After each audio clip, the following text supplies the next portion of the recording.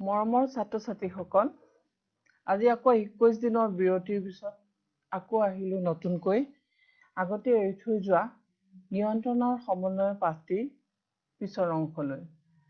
আজি তোমালোকক মই নিয়ন্ত্ৰণ আৰু সমন্বয়ৰ পিছৰ অংশটো বুজাম। গতিকে আজি কি আছে আমি কন্টেন্টটো চাই লওঁ। আজি কন্টেন্টটো হৈছে তোমালোকক মই বুজাবলগীয়া অংশটো প্ৰাণীৰ দেহত ৰাসায়নিক সমন্বয় আৰু হৰমন তাৰ বিষয়ে মানুহৰ দেহত বিভিন্ন অন্তঃস্ৰাৱী গ্ৰন্থি চিত্ৰটো আছে সেইটো মই বুজাই দিম।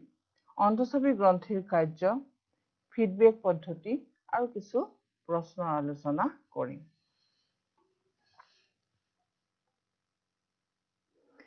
এতিয়া মানুহৰ দেহত ৰাসায়নিক সমন্বয় আমি প্ৰথমতে পাইছিলো যে মানুহৰ দেহত দুই ধৰণে সমন্বয় হয়। এটা আছিলে স্নায়ৱিক সমন্বয়, তোমালোকৰ হয়তো মনত আছে স্নায়ৱিক সমন্বয়। গতিকে মানুহৰ দেহত সমন্বয় কেনেকৈ হয়? সমন্বয় দুই ধৰণৰ, এটা হ'ল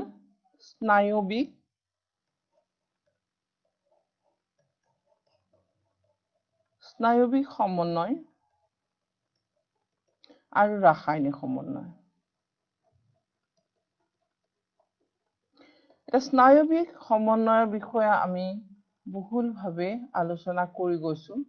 তথাপি মই অকণমান আকৌ উনুকিয়াই দিছো, কাৰণ স্নায়ৱিক সমন্বয় আৰু ৰাসায়নিক সমন্বয় এই দুইটা চিষ্টেম দুইটা একেলগ হলেহে আমাৰ দেহত কি হ'ব? নিয়ন্ত্ৰণ আৰু সমন্বয় প্ৰক্ৰিয়াটো কি হ'ব? সুচাৰুৰূপে চালিত হ'ব। গতিকে স্নায়ৱিক সমন্বয় কোন জড়িত আছে? স্নায়ু আৰু ইয়াৰ কামবিলাক হৈছে খৰতকীয়া আৰু খুব কম সময়ৰ বাবে ইয়াৰ সমন্বয়টো কম সময়ৰ বাবে থাকে। কিন্তু ৰাসায়নিক সমন্বয় ইয়াৰ কামবোৰ লাহে লাহে হলেও ইয়াৰ কি হৈ যায়? ইয়াৰ এফেক্টটো, ইয়াৰ ফলাফলটো দীৰ্ঘম্যাদী হয়। গতিকে আমি স্নায়ৱিক সমন্বয় কেনেকৈ হয়? গতিকে তাত কোনে অংশগ্ৰহণ কৰে? স্নায়ৱিক সমন্বয় কি হয়? তন্ত্ৰটোৰ, যি তন্ত্ৰৰ দ্বাৰা স্নায়ৱিক সমন্বয় হয়, সেই তন্ত্ৰটোৱেই হৈছে কি?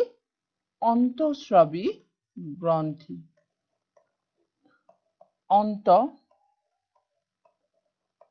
অন্তঃস্ৰাৱী গ্ৰন্থি তন্ত্ৰ। অন্তঃস্ৰাৱী গ্ৰন্থি তন্ত্ৰৰ দ্বাৰা স্নায়ৱিক সমন্বয় সংঘটিত হয়। গতিকে প্ৰাণীৰ দেহত অন্তঃস্ৰাৱী গ্ৰন্থিৰ দ্বাৰা ৰাসায়নিক সমন্বয় সংঘটিত হয়। গতিকে অন্তঃস্ৰাৱী গ্ৰন্থিনো কি? জীৱদেহত থকা নলিকাবিহীন গ্ৰন্থিবোৰকেই অন্তঃস্ৰাৱী গ্ৰন্থি বোলা হয়। এতিয়া আমি আহো যে নলিকাবিহীন গ্ৰন্থি আৰু গ্ৰন্থি দুই প্ৰকাৰ। গ্ৰন্থি দুই প্ৰকাৰ। আমাৰ শৰীৰত থকা গ্ৰন্থি দুই প্ৰকাৰ।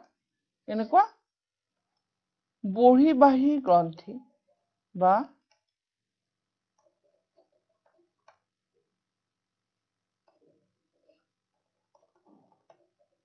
আৰু অন্তঃস্ৰাৱী গ্ৰন্থি।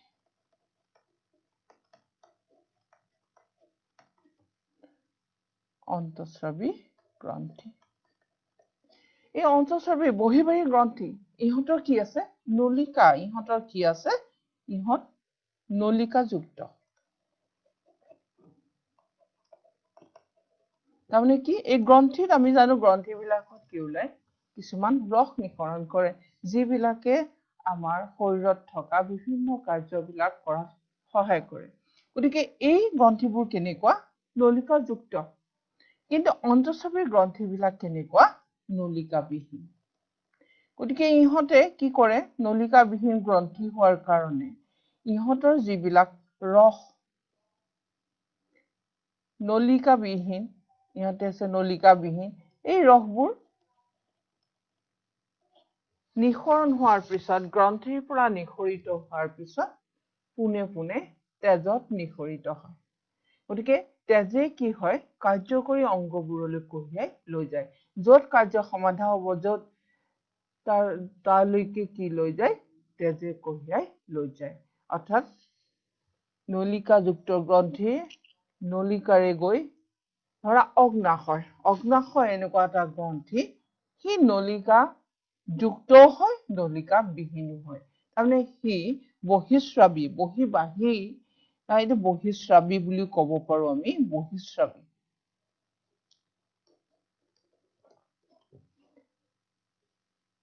এই অগ্নাশয় গ্ৰন্থিটো এনেকুৱা বহিঃস্ৰাৱী গ্ৰন্থিও হয় আৰু অন্তঃস্ৰাৱী গ্ৰন্থিও হয় গতিকে ইহঁতে কি কৰে এতিয়া আমি জানো আগতে আমি পাই আহিছিলো পাচনত কি হয়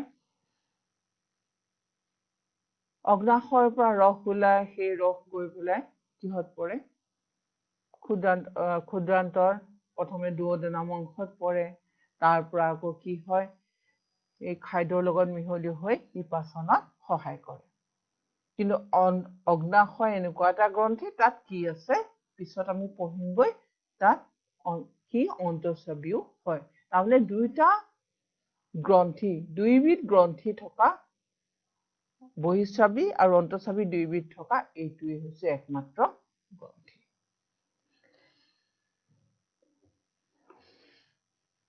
গতিকে a group of endocrine glands which produces various hormones is called endocrine system. In addition to nervous system, the endocrine system also helps in coordinating the activities of our body. গতিকে ইহঁতে কি কৰে জীৱদেহত স্নায়ুতন্ত্ৰৰ লগত একেলগ হৈ আমাৰ শৰীৰত থকা সকলো অংগৰ লগত কি কৰে যোগাযোগ স্থাপন কৰে আৰু শৰীৰৰ কামখিনি প্ৰতিটো অংগৰ কামবিলাক সুচাৰুৰূপে পৰিচালনা কৰে তাৰপিছতে আমি গম পালো যে অন্তঃস্ৰাৱী গ্ৰন্থি গতিকে অন্তঃস্ৰাৱী গ্ৰন্থিৰ পৰা নিঃসৰিত হোৱা যিবিলাক ৰস সেইবিলাকক কোৱা হয় হৰমন গতিকে অন্তঃস্ৰাৱী গ্ৰন্থিৰ নিঃসৰণক হৰমন বোলা হয় মানুহৰ দেহত থকা অন্তঃস্ৰাৱী গ্ৰন্থিসমূহ হ'ল hypothalamus pituitary thyroid parathyroid thymus adrenal অগ্নাশয় অণ্ডাশয় আৰু শুক্ৰাশয় গতিকে এই প্ৰত্যেকে কি কাম কৰে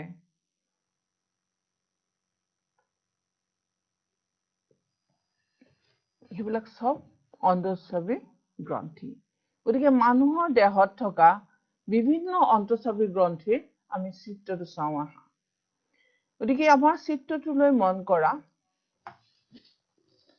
প্ৰথমতে দিয়া আছে এইটো পিটুইটাৰী চিত্ৰটোত অলপমান ধৰিব নোৱাৰা হৈছে বোধহয় পিটুইটাৰী প্ৰথম এইটো হৈছে হাইপোথেলামাছ তাৰপিছতে হ'ল পিটুইটাৰী তাৰপিছতে হ'ল থাইৰয়ড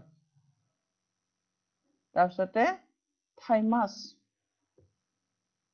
তাৰপিছতে হ'ল এইটো অগ্নাশয় ধৰিব মই এবাৰ লিখি দিছো অগ্নাশয় এইটো হ'ল হাইপোথেলামাছ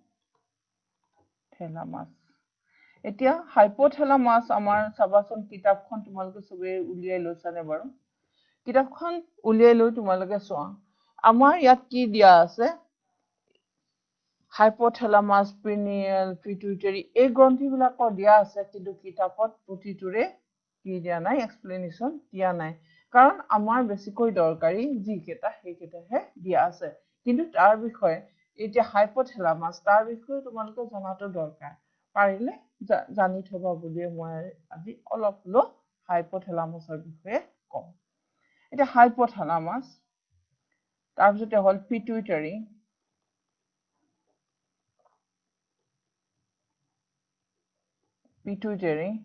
তাৰপিছতে হ'ল এইটো থাইৰয়ড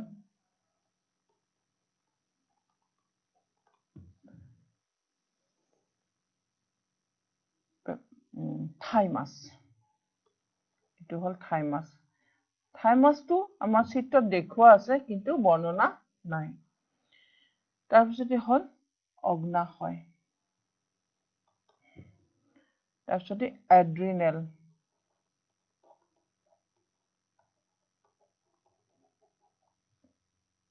তাৰপিছতে শুক্ৰাশয়,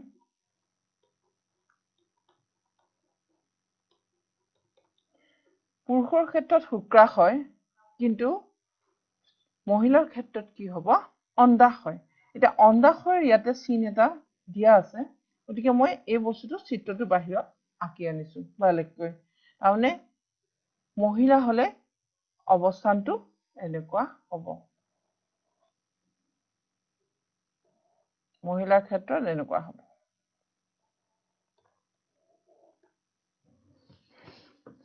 তাৰপিছতে ইফালে চোৱা পেৰাথাইৰড, এইটো চাইডত মই লিখিছো পেৰাথাইৰড। এতিয়া ইহঁতৰ অৱস্থানবোৰ তোমালোকে মন কৰিছা।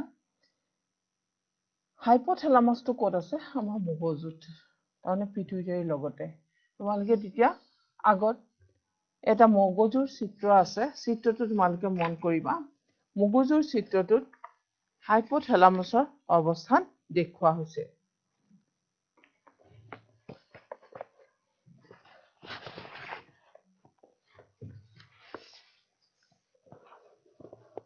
গতিকে ইয়াতে আছে, এইখিনি হৈছে মগজুত হাইপথেলামাছ, মন কৰিবা চিত্ৰটো।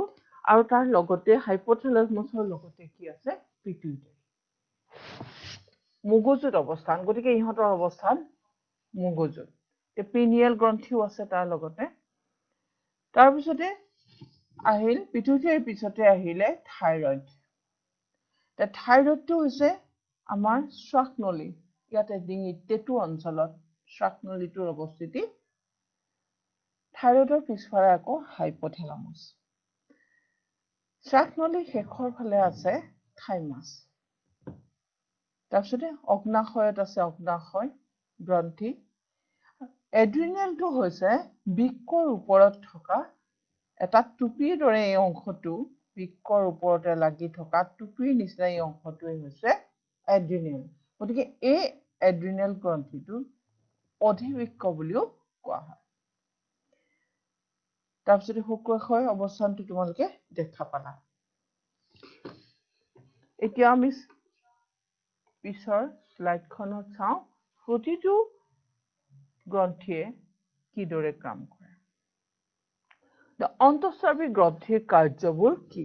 অন্তঃস্ৰাৱী গ্ৰন্থিবোৰ নলিকাবিহীন হোৱাৰ বাবে হৰমনবোৰ তেজৰ নলিকাত নিঃসৰিত হয় আৰু বিভিন্ন কাৰ্যকৰী অংগলৈ প্ৰবাহিত হয়। গতিকে অন্তঃস্ৰাৱী গ্ৰন্থই দেহৰ বিভিন্ন অন্তঃস্ৰাৱী গ্ৰন্থি আৰু সেইবিলাকৰ কাৰ্যৰ তালিকা এখন দিয়া হৈছে, পিছত চোৱা।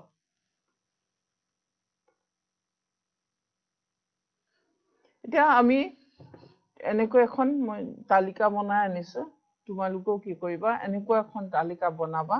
আৰু এই তালিকাখন বনালে কি হ'ব, তোমালোকে চালে কিতাপৰ পৰা মই বাছি আনিছো আৰু তোমালোকে এনেকে ৰাখি থৈ দিবা। বহীখন চোৱাৰ লগে লগে কোনটো গ্ৰন্থি ক'ত থাকে, কাম কি, তাৰ বিষয়ে তোমালোকে অতি সহজে জানিব পাৰিবা। এতিয়া অন্তঃস্ৰাৱী গ্ৰন্থি এইটো আৰু অৱস্থান ক'ত থাকে, তাৰপিছতে হ'ল ই কি হৰমন নিঃসৰণ কৰে আৰু ইয়াৰ কাৰ্য কি। এতিয়া হাইপথেলামাছ, হাইপথেলামাছটো ক'ত থাকে, মগজুত থাকে। এতিয়া হাইপথেলামাছৰ কি হৈছে কাৰ্য, ইয়াৰ কাৰ্য কি, ই যিটো হৰমন নিঃসৰণ কৰে সেই হৰমনটোৰ নাম হৈছে নিউৰ হৰমন। আমাৰ কিতাপত নাথাকিলেও ইহঁতৰ কাৰ্যখিনি তোমালোকে জানি থোৱাটো দৰকাৰ। আৰু যিখিনি জানিব লাগে সেইখিনিতো জানিবাই, সেইখিনিতো জানিব লাগিবই, কিন্তু তথাপিও আমি কিছুমান জানিব লগা কথা জানি ললে ভাল হয়। এতিয়া নিউৰ হৰমন, গতিকে ইয়াৰ কাম কি, ইয়াৰ এতিয়া মগজুত আছে ন। আমি জানো মগজুৱে আমাৰ কি হয়, সকলো ক্ৰিয়া নিয়ন্ত্ৰণ কৰে। তোমাৰ ঐচ্ছিক ক্ৰিয়া অনৈচ্ছিক ক্ৰিয়া আমি মগজু যেতিয়া পঢ়িছিলো তাত আমি সকলো কথা গম পাইছিলো যে এই ঐচ্ছিক অনৈচ্ছিক সকলো ক্ৰিয়া মগজুত সংঘটিত হয় মগজুৰ দ্বাৰা গতিকে হাইপোথেলামাছ আমাৰ প্ৰমস্তিষ্কৰ এটা অংশ আৰু হাইপোথেলামাছত কি হয় এটা হৰমন নিঃসৰণ হয় তাৰ নাম হৈছে নিউৰোহৰমন ইয়াৰ কাম হ'ল পিটুইটাৰী হৰমন নিঃসৰণক নিয়ন্ত্ৰণ কৰা এটা পিটুইটাৰী হৰমন কাৰণ ইয়াৰ লগতে আছে পিটুইটাৰীটো মগজুৰ যে হাইপোথেলামাছৰ লগতে আছে গতিকে ই কিমান পৰিমাণে হৰমন নিঃসৰণ কৰিব তাক কোনে নিয়ন্ত্ৰণ কৰে এই হাইপোথেলামাছে গতিকে ইয়ে স্নায়ুতন্ত্ৰক অন্তঃস্ৰাৱী গ্ৰন্থি তন্ত্ৰৰ লগত সংযোগ কৰে গতিকে স্নায়ুতন্ত্ৰৰ লগত অন্তঃস্ৰাৱী গ্ৰন্থিক সংযোগ স্থাপন কোনে কৰে এই নিউৰোহৰমন বা হাইপোথেলামাছ ইয়াৰ উপৰিও ব্লাড প্ৰেছাৰ মানে ৰক্তচাপ শৰীৰৰ উষ্ণতা এই নিয়ন্ত্ৰণত নিউৰোহৰমনে ক্ৰিয়া কৰে তাৰপিছত আহিলে পিটুইটাৰী এতিয়া গ্ৰন্থি হৰমন মানে অন্তঃস্ৰাৱী গ্ৰন্থিৰ ভিতৰত ই হৈছে এটা মাষ্টাৰ গ্লেণ্ড সবত সাধাৰণতে হাইপোথেলামাছত আমি কি বুলি জানো পিটুইটাৰীক আমি মাষ্টাৰ গ্লেণ্ড বুলি জানো তাৰমানে গতিকে পিটুইটাৰী গ্লেণ্ড ক'ত আছে পিটুইটাৰী গ্ৰন্থিটো আছে মগজুত ই নিঃসৰণ কৰা হৰমনবিধ হৈছে বৃদ্ধি হৰমন বা সোমাটোট্ৰপিন হৰমন বুলিও কয় THS ইয়াৰ উপৰিও বৃদ্ধি হৰমনৰ উপৰিও সি এনেধৰণৰ কি হয় হৰমন সৃষ্টি কৰে যিবোৰে ই কোনটো অন্তঃস্ৰাৱী গ্ৰন্থিয়ে কি পৰিমাণৰ হৰমন নিঃসৰণ কৰিব সেইটো কন্ট্ৰোল কৰে কোনে কৰে এই বৃদ্ধি হৰমন মানে পিটুইটাৰী গ্ৰন্থিয়ে গতিকে পিটুইটাৰী গ্ৰন্থিৰ নিৰ্দেশ পালেহে বেলেগ বেলেগ অংগই কি কৰিব বেলেগ বেলেগ গ্ৰন্থিয়ে হৰমন নিঃসৰণ কৰিব তাৰ এটা উদাহৰণ হ'ল TSS thyroid stimulating hormone THS তোমালোকক যেতিয়া থাইৰয়েডৰ পৰীক্ষা কৰিবলৈ দিয়ে চাবা THS টো চাবলৈ দিয়ে কাৰণ THS ৰ পৰিমাণ কিমান তাৰমানে THS টো হৈছে থাইৰয়েড গ্ৰন্থিৰ পৰা কিমান পৰিমাণৰ হৰমন নিঃসৰণ হ'ব সেইটো কোনে নিয়ন্ত্ৰণ কৰে THS ঠিক তেনেকৈ আন গ্ৰন্থি অন্ডাশয়ে কিমান ৰস নিঃসৰণ কৰিব শুক্ৰাশয়ে কি পৰিমাণৰ ৰস নিঃসৰণ কৰিব এড্ৰিনেলিনে কি পৰিমাণৰ ৰস নিঃসৰণ কৰিব হিও কন্ট্ৰোল কৰে কোনে ই পিটুইটাৰী হৰমনে গতিকে এই হৰমন বৃদ্ধি হৰমনৰ কি আছে এই হৰমনে ব্যক্তিৰ স্বাভাৱিক বৃদ্ধিত সহায় কৰে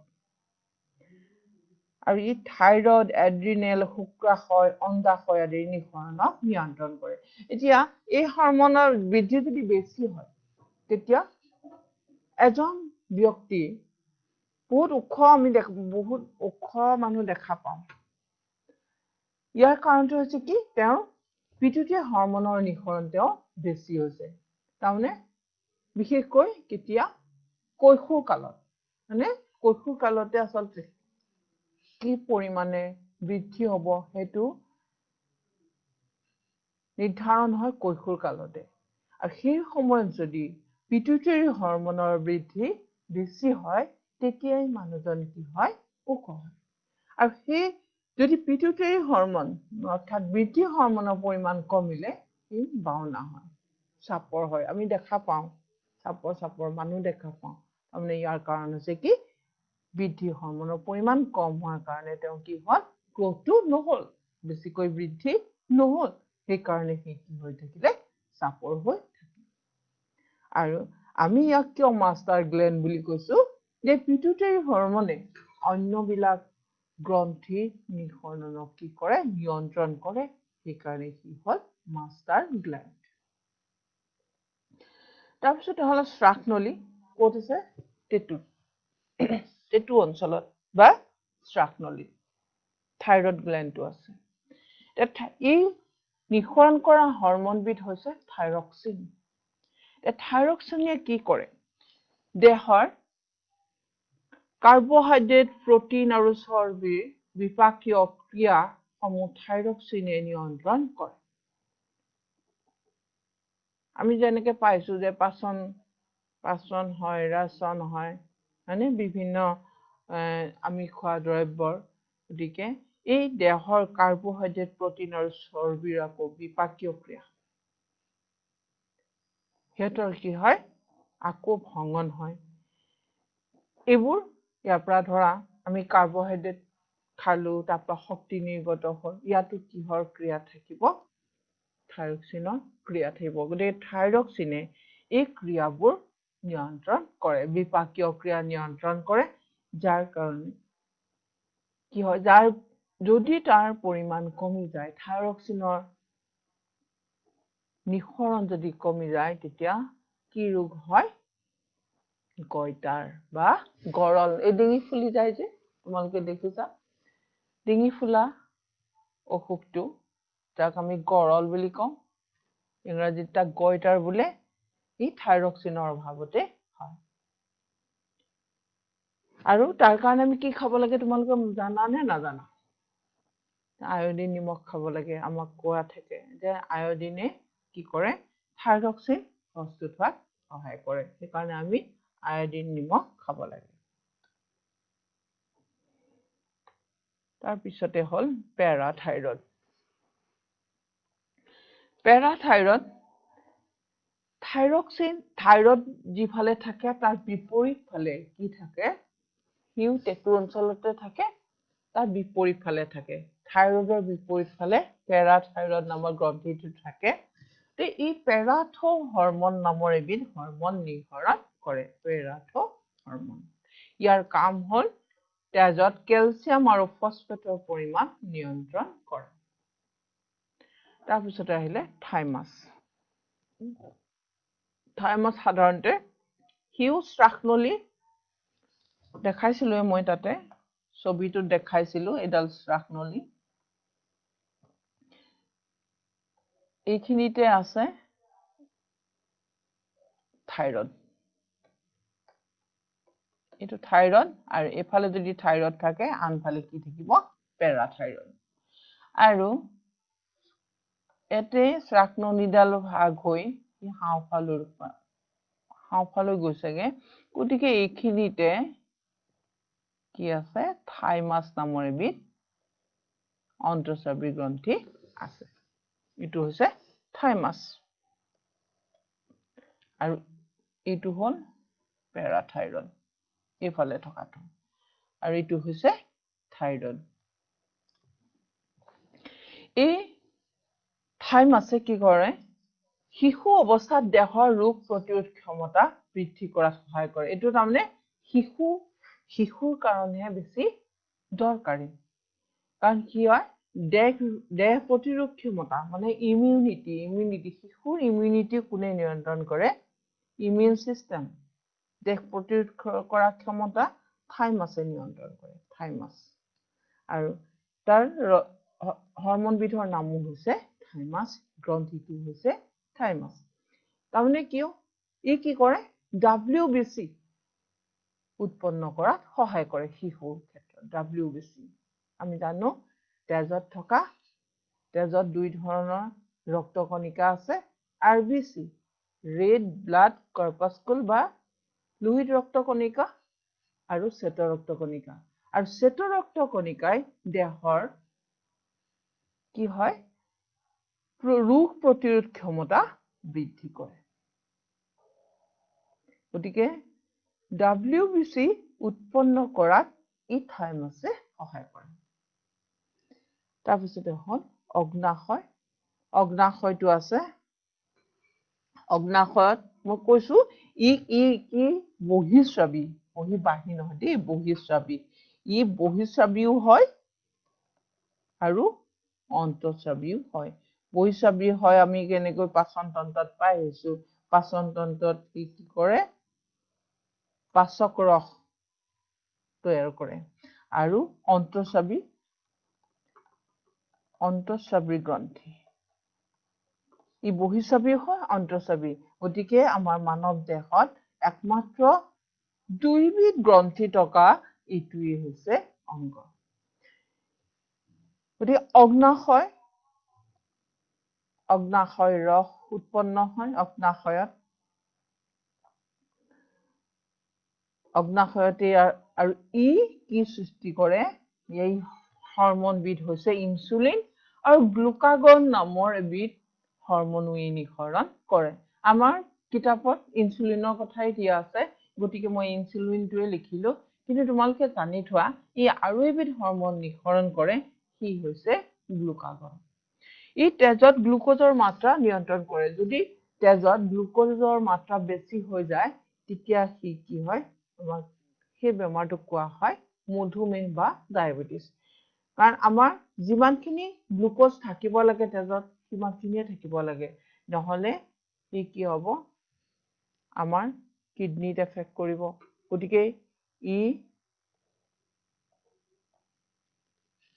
গতিকে তেজত গ্লুকোজৰ মাত্ৰাটো নিয়ন্ত্ৰণ কৰাটো অতি দৰকাৰ গতিকে ইনসুলিনে তেজত গ্লুকোজৰ মাত্ৰা নিয়ন্ত্ৰণ কৰে গতিকে ইয়াৰ কম হৈ গলে তেজত গ্লুকোজৰ মাত্ৰা বেছি হৈ যায় তাৰ ফলত মানুহজন ৰোগীয়া হয় আৰু গ্লুকাগনৰ কাম কি যদি ইনসুলিন বেছি হৈ যায় বেছি পৰিমাণে ইনসুলিন হলেও আকৌ তেতিয়াও বিপদ তেতিয়া আকৌ কি কৰে গ্লুকাগন নামৰ সেই হৰমনবিধে আকৌ গ্লুকাগন নিঃসৰণ কৰি আকৌ তেজত গ্লুকোজৰ মাত্ৰা নিয়ন্ত্ৰণ কৰে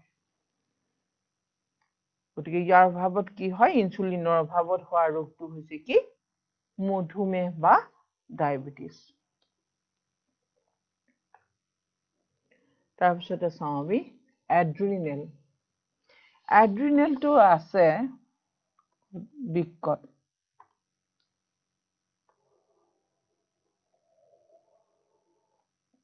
আমাৰ এনেকে কি আছে দুটা বৃক্ক আছে এই বৃক্কটোৰ ওপৰত এইখিনি কোৱা হয় অধিবৃক্ক এই অধিবৃক্ক কি বুলি কোৱা হয় এইটোৱে হৈছে এড্ৰিনেল এই এড্ৰিনেলে কি উৎপন্ন কৰে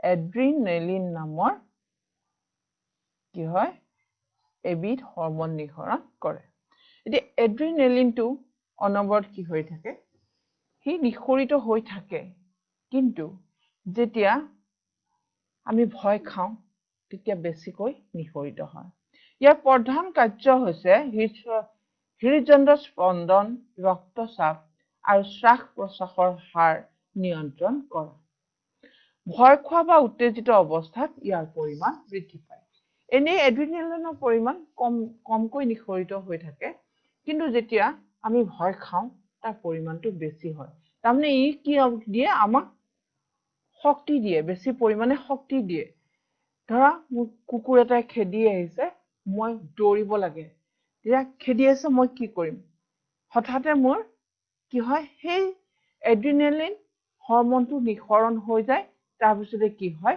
আমি যথেষ্ট কি পাওঁ শক্তি পাওঁ সেই উত্তেজনা বৃদ্ধি পায় তাৰ ফলত আমি কি কৰোঁ সেই তাৰ পৰা বাচিবলৈ আমি দৌৰো গতিকে ই কি কৰে আমাক হঠাতে আমি ডিচিশন লোৱাত বা এই উত্তেজনা বৃদ্ধি কৰাত ইয়াক সহায় কৰে আৰু যাৰ কাৰণে আমি কি কৰিলো দৌৰিলো আৰু কুকুৰৰ পৰা বাচিলো এনেকুৱা ধৰণৰ ক্ৰিয়া গতিকে উত্তেজিত অৱস্থাত ইয়াৰ পৰিমাণ বৃদ্ধি পায় তাৰ লগে লগে কি হ'ব আমি যেতিয়া দৌৰিম আমাৰ বুকু ধপধপনি হ'ব হৃদস্পন্দন বৃদ্ধি পাব শ্বাস প্ৰশ্বাস বেছিকৈ ল'ম বেছিকৈ আমি উশাহ নিশাহ লৈ ল'ম হয় নাই তেতিয়া আমাৰ কি হয় তাৰ পৰা আমি পলাই হাৰিবলৈ আমাৰ কি হ'ব আমি বেছি শক্তি পাম তাৰপিছতে হ'ল আমি এটা হ'ল শুক্ৰাশয় তাৰ পৰা যিটো হৰমন নিঃসৰণ হয় তাক কোৱা হয় টেষ্টষ্টেৰন এইবিধ হৰমনে কৈশোৰ কালত ল'ৰাৰ দেহত ঘটা দৈহিক পৰিৱৰ্তন নিয়ন্ত্ৰণ কৰে এতিয়া ল'ৰাৰ কৈশোৰ কালত ল'ৰাৰ কি পৰিৱৰ্তন হয় তোমালোকেতো জানা এতিয়া তোমালোক কৈশোৰ হয় গতিকে তোমালোকে নিজেও মন কৰি আহিছা তোমালোকৰ আচৰিত হ'ব লগা একো কথা নাই তোমালোকে জানা যে তোমালোকে যেতিয়া সৰু আছিলা সৰু থাকোতে তোমালোকৰ অংগ পতংগবোৰ যেনেকৈ বৃদ্ধি পাইছিলে তাতকৈ তোমালোকৰ এতিয়া কি হৈ গৈছে বেছি হৈ গৈছে মাতৰ পৰিৱৰ্তন হৈছে আৰু বিভিন্ন অংগৰ হেৰি হৈছে দাড়ি গোপ গজিছে এইবিলাকৰ কাৰণেই হৈছে টেষ্টষ্টেৰন ইয়াৰ নিঃসৰণ যদি বেছি হয় আৰু সেই ল'ৰাৰ যিটো পুৰুষত্ব তাৰ পৰিমাণো কি হৈ যায় বাঢ়ি যায় এতিয়া কিছুমান ক্ষেত্ৰত দেখা যায় খুব কম সময়তে ল'ৰাক কিছুমানৰ কি হয় দাড়ি গোপ ওলাই যায় আৰু কিছুমানৰ নোলায় একে বয়সৰ ল'ৰা কিছুমানৰ দাড়ি গোপ ওলাই সি একদম মতা মানুহ ডাঙৰ হৈ গ'ল কিন্তু তাৰ লগৰে কিছুমান কি হৈ থাকিলে সৰু হৈ থাকিলে এনেকুৱাও দেখা যায় এই কেতিয়াবা যাৰ এই বৃদ্ধিটো কম হয় টেষ্টষ্টেৰনৰ বৃদ্ধি কম হয় সি কেনেকুৱা হয় সৰু হৈ থাকে গতিকে লগৰবিলাকে কেতিয়াবা তাক জোকায়ো তই সৰুৱে হৈ আছ আৰু এনেকুৱাও দেখা পাওঁ মাতটো মিহি হৈ থাকে জোকায় গতিকে টেষ্টষ্টেৰনৰ যাৰ হৰমন মানে নিৰ্দিষ্ট পৰিমাণৰ জোখত হয় ঠিক সময়তে হয় তাৰ দৈহিক পৰিৱৰ্তনো সোনকালে ঘটে তাৰপিছতে অণ্ডাশয় হ'ল তাৰ হৰমনবিধ দুইবিধ হৰমন অণ্ডাশয়ে উৎপন্ন কৰে এষ্ট্ৰোজেন আৰু প্ৰজেষ্টেৰন এই দুইবিধ হ'ল স্ত্ৰী হৰমন কৈশোৰ কালত ছোৱালীৰ দেহত হোৱা দৈহিক পৰিৱৰ্তন এষ্ট্ৰোজেনে নিয়ন্ত্ৰণ কৰে কৈশোৰ কালত আমি কম পিউবাৰ্টি হোৱা মানে ছোৱালী ডাঙৰ হোৱা কন্যাকাল হোৱা তেতিয়াই কন্যাকাল হোৱা এতিয়া এই এষ্ট্ৰোজেনে সহায় কৰে এতিয়া কিছুমানৰ কি হয় বহুত ডাঙৰ হৈ গ'লেও কন্যাকালটো বা পিউবাৰ্টিটো সোনকালে নাহে মেনচুৰেশ্যন হোৱা গতিকে কিছুমানৰ নাহে কিন্তু কিছুমানৰ বহুত দেৰিকৈ হয় ইয়াৰ কাৰণ হৈছে এষ্ট্ৰোজেনৰ নিঃসৰণ কম হোৱাৰ কাৰণে তাৰপিছতে হৈছে প্ৰজেষ্টেৰন এতিয়া কি হৈছে প্ৰজেষ্টেৰনটো কেতিয়া হয় সাধাৰণতে জৰায়ু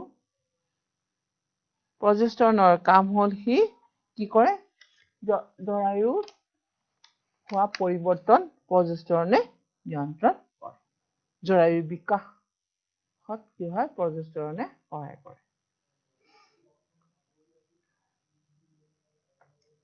আমি গম পালো ইমান কেইটা হৰমনৰ বিষয়ে আমি গম পালো প্ৰতিটো হৰমনে আমাৰ কি ক্ৰিয়া কৰে তাৰ বিষয়ে গম পালো গতিকে আমাৰ এতিয়ালৈকে আমি গম পালো যে স্নায়ুতন্ত্ৰ আৰু ৰাসায়নিক সমন্বয়তন্ত্ৰ এই দুইটা লগ লাগি তাৰমানে স্নায়ুতন্ত্ৰ আৰু অন্তঃস্ৰাৱী গ্ৰন্থিতন্ত্ৰ দুটা লগ হৈয়ে আমাৰ গোটেই দেহৰ ক্ৰিয়াবোৰ কি হৈছে সুচাৰুৰূপে পৰিচালনা কৰি আছে এতিয়া চাওঁ এই যে হৰমন নিঃসৰণৰ পৰিমাণ আমি কৈছো যে বেছি হ'ল কম হ'ল বা এটা নিৰ্দিষ্ট পৰিমাণতে হৰমন নিঃসৰণ হ'ব কাৰণ হৰমন নিঃসৰণে জীৱৰ দেহ এটা সুচাৰুৰূপে পৰিচালনা হোৱাত সহায় কৰে কিন্তু অতিমাত্ৰা হৰমন নিঃসৰণ বা কম মাত্ৰাত হোৱা নিঃসৰণে শৰীৰৰ ক্ষতি সাধন কৰে আমাৰ শৰীৰত হৰমন নিঃসৰণৰ সময় আৰু পৰিমাণ এটা পদ্ধতিৰে নিয়ন্ত্ৰিত হয় এই পদ্ধতিটোৱে হৈছে ফিডবেক পদ্ধতি ফিডবেক পদ্ধতি এটা মই চিত্ৰ এটা লৈ আহিছো এই অৱস্থাটো হৈছে চোৱা চিত্ৰটোলৈ চোৱা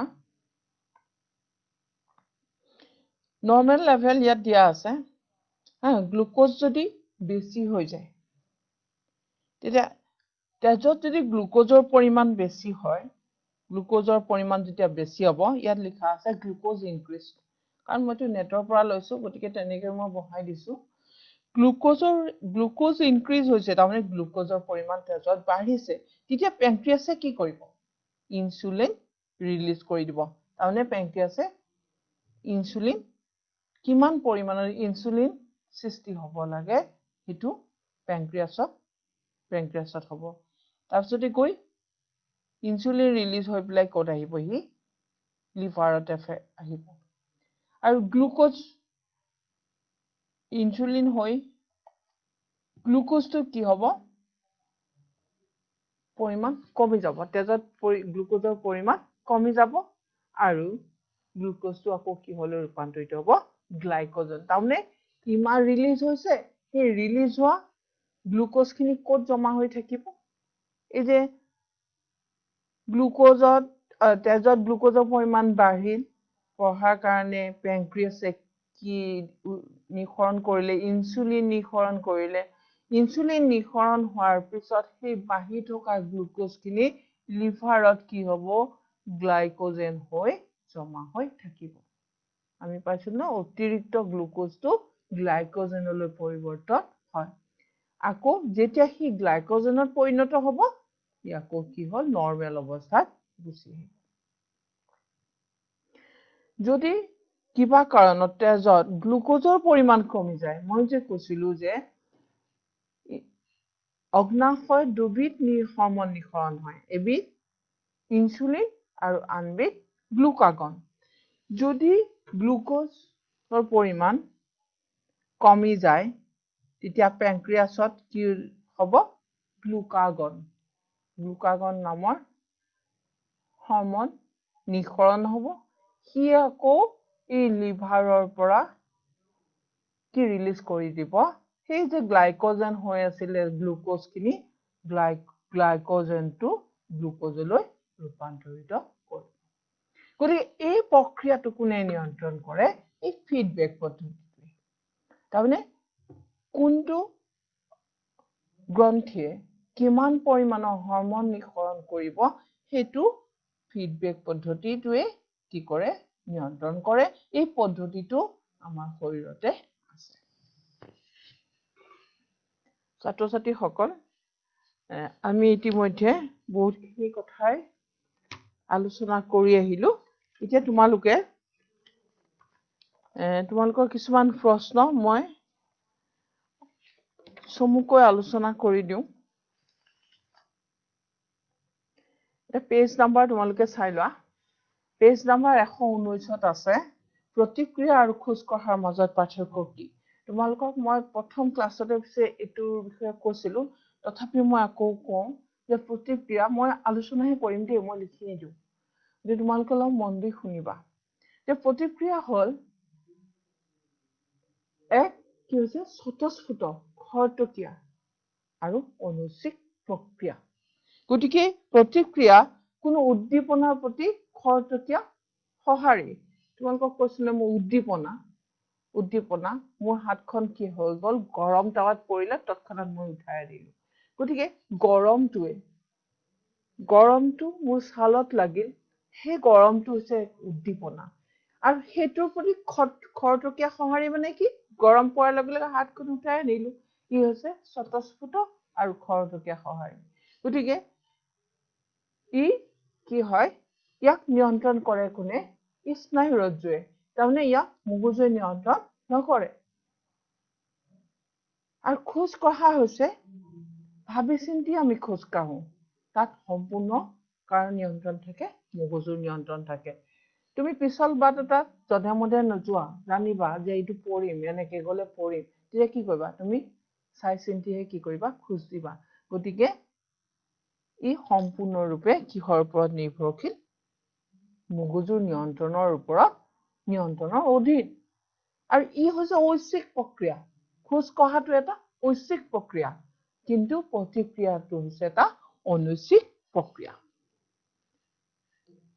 গতিকে এই দুটা তোমালোকে দিলেও হ'ব কাৰণ ইয়াক মগজুৱে নিয়ন্ত্ৰণ নকৰে ইয়াক কৰে খোজ কঢ়াক কৰে কাৰণ তুমি ইয়াত ভাবি চিন্তি খোজ কৰিবা ইয়াত ভবা চিন্তাৰ কোনো কথা নাই প্ৰতিক্ৰিয়া অনৈচ্ছিক খৰতকীয়া প্ৰক্ৰিয়া আৰু ই হৈছে খোজ কঢ়াটো এটা ঐচ্ছিক প্ৰক্ৰিয়া 2 নম্বৰ কাৰণে তোমালোকে এই দুটা পইণ্ট লিখিলেও হ'ব তাৰপিছত হৈছে দুটা নিউৰনৰ মাজৰ সংযোগী পথ বা সাইনেপছত কি ঘটে গতিকে আমি পাই আহিছিলো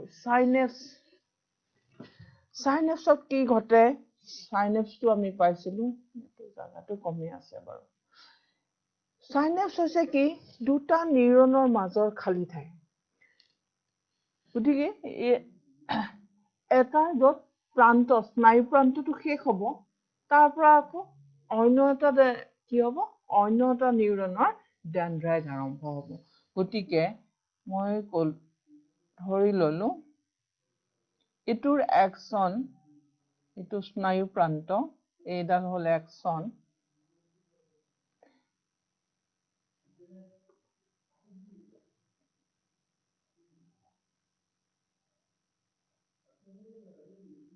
এডাল হ'ল একচন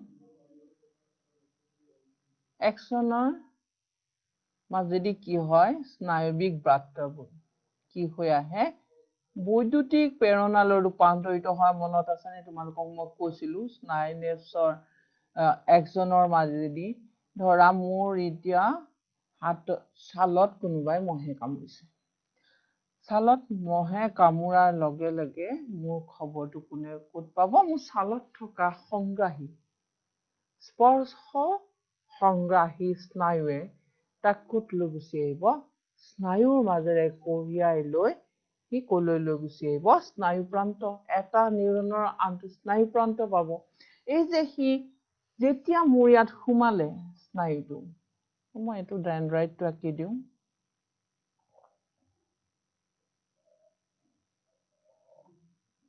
এইটো হ'ল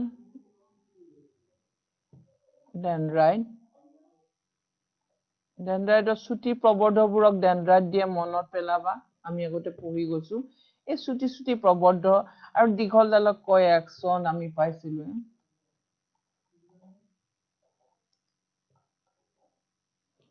তাৰপিছত এইডাল একচনত আকৌ নিউৰনৰ কি আছিলে কিহৰ মায়েলিনৰ আৱৰণ আছে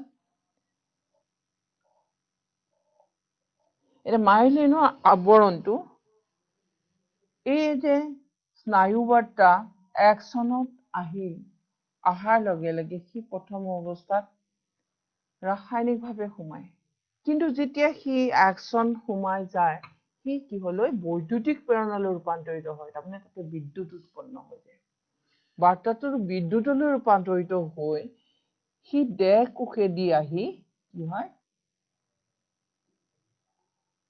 আকৌ স্নায়ু প্ৰান্তলৈ গুচি যায়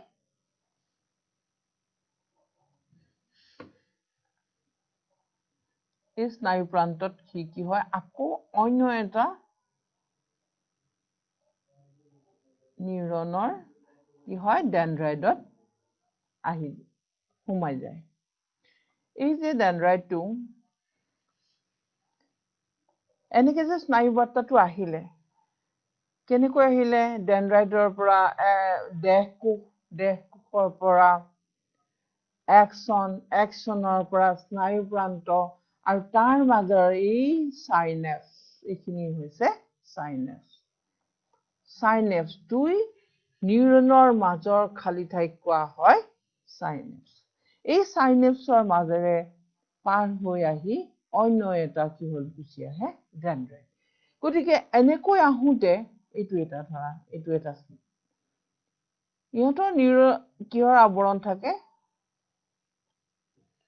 মায়েলিনৰ আৱৰণ তাৰমানে কি হৈছে এই স্নায়ু প্ৰেৰণাবিলাক কেনেকৈ আহিছে ইলেক্ট্ৰিক ইম্পালছ হৈ তাৰমানে বৈদ্যুতিক প্ৰেৰণা হৈ আহিছে মানে বিদ্যুৎ হৈ আহিছে গতিকে এই আৱৰণখনৰ কামটো কি এই যে আমাৰ কি থাকে ৱায়াৰবিলাকত কি থাকে প্লাষ্টিকৰ আৱৰণ থাকে যাতে বিদ্যুৎ বেলেগলৈ কি নহয় বেলেগত সি স্পৰ্শ কৰিব নোৱাৰে বিদ্যুতে য'ত যাব লাগে ততেহে যাবহি গতিকে এইটো যে স্নায়ু প্ৰেৰণাটো কেনেকৈ লৈ আহিছে বৈদ্যুতিক প্ৰেৰণা হিচাপে আহিছে এই আৱৰণখনে যেনেকে প্লাষ্টিকৰ আৱৰণ ঠিক তেনেকৈ এই মায়েলিন আৱৰণে এই একচনডালকো কি কৰি ৰাখে আৱৰি ৰাখে তাৰমানে এই একচনডাল আমাৰ কেনেকুৱা হৈছে তামৰ তাঁৰৰ নিচিনা চিলভাৰ তাঁৰৰ নিচিনা সেই পৰিবাহী কাম কৰে কি হৈছে পৰিবাহী গতিকে এই মাজৰ যে গেপটো থাকিলে সাইনেপছ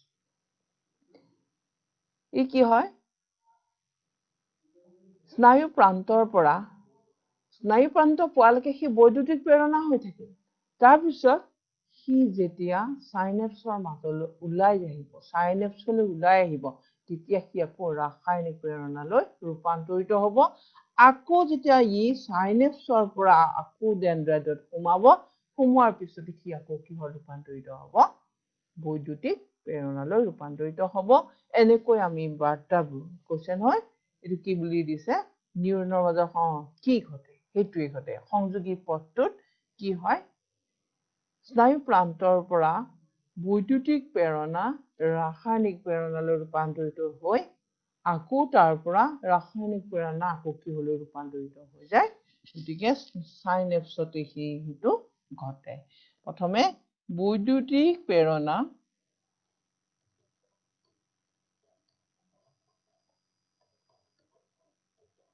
কিহলৈ ৰূপান্তৰিত হয় ৰাসায়নিক পদাৰ্থ বা ৰাসায়নিক প্ৰেৰণা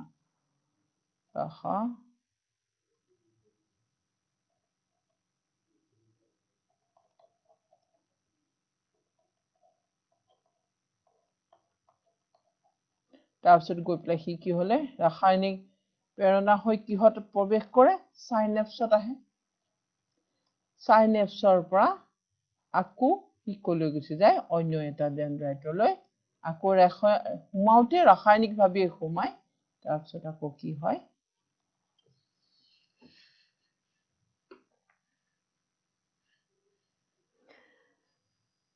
আমি ধূপকাঠিৰ গুণ কেনেকৈ লওঁ ধূপকাঠিৰ গুণ আমাৰ নাকত যে কি আছে ঘ্ৰাণ সংগ্ৰাহী কিছুমান স্নায়ু আছে সি আকৌ লৈ যাব কলৈ লৈ যাব পৰমস্তিষ্কৰ আকৌ ক'ত লৈ যাব সি চেৰিব্ৰামত আমাৰ কৈছিলো যে একোটা একোটা ঘ্ৰাণ স্বাদ দৃষ্টি এই সকলোবোৰৰ কাৰণে কি আছে একোটা অংশ আছে গতিকে ঘ্ৰাণৰ অংশটোলৈকৈ লৈ যাব তেতিয়া চেৰিব্ৰাম পোৱাৰ পিছত আমি গম পাম যে গুণটো ধূপৰ গুণটো তাৰপিছত প্ৰাণীৰ দেহত প্ৰতিক্ৰিয়াত মগজুৰ ভূমিকা কি মগজুৰ প্ৰতিক্ৰিয়াটোত মগজুৱে কি হয় প্ৰত্যক্ষভাৱে অংশগ্ৰহণ নকৰে তথাপিও মগজুলৈ বাৰ্তাটো যায় প্ৰতিক্ৰিয়াত মগজুৰ ভূমিকা আৰু কি হয় বাৰ্তাটো সি মগজুৱে কি কৰি ৰাখে সঞ্চিত কৰি ৰাখে ধৰা গৰম তাৱাত হাত পৰাৰ লগে লগে হাতটো উঠাই আনিলো তাৰমানে কি তেতিয়াৰ পৰা আমি সাৱধান হলো যে আমাৰ সঞ্চিত হৈ আছে তাৰমানে এইটো যদি হাতটো পৰে তেতিয়া আমি দ্বিতীয়বাৰ সজাগ হৈ যাম যে এবাৰ পৰিলে আমাৰ কি হ'ব হাতটো পুৰিব গতিকে সেই ইনফৰমেশ্যনটো ক'ত থাকে মগজুত থাকে গতিকে সি বাৰ্তাখিনি সঞ্চয় কৰে আৰু বাৰ্তাটো মগজুলৈ প্ৰেৰণ হয় আৰু মগজুৱে বাৰ্তাখিনি সঞ্চয় কৰি ৰাখে তাৰপিছতে প্ৰাণী দেহৰ ৰাসায়নিক সমন্বয় কেনেকৈ সংঘটিত হয় আমি অলপ আগতে পঢ়ি আহিলো আয়ডিন পুষ্ট লৱণ খোৱাটো কিয় আৱশ্যক কাৰণ আমি গম পালো যে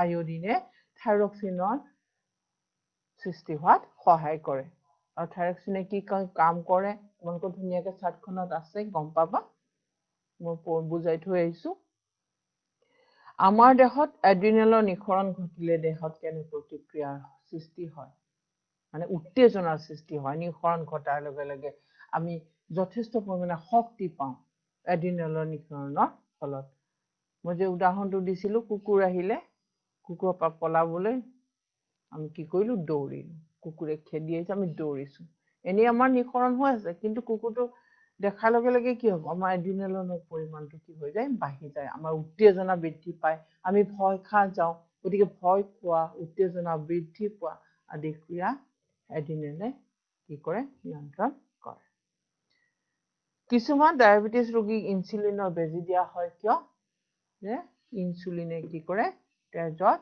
গ্লুকোজৰ মাত্ৰা নিয়ন্ত্ৰণ কৰে গতিকে আজিলৈ মই তোমালোকৰ এই পাঠটো ইমানতে সামৰিছো পিছত তোমালোকৰ উদ্ভিদৰ বৃদ্ধি চলন তাৰপিছতে উদ্ভিদৰ হৰমন এইবিলাকৰ বিষয়ে আৰু পিছৰ সপ্তাহত মই পিছৰ ক্লাছত বুজাম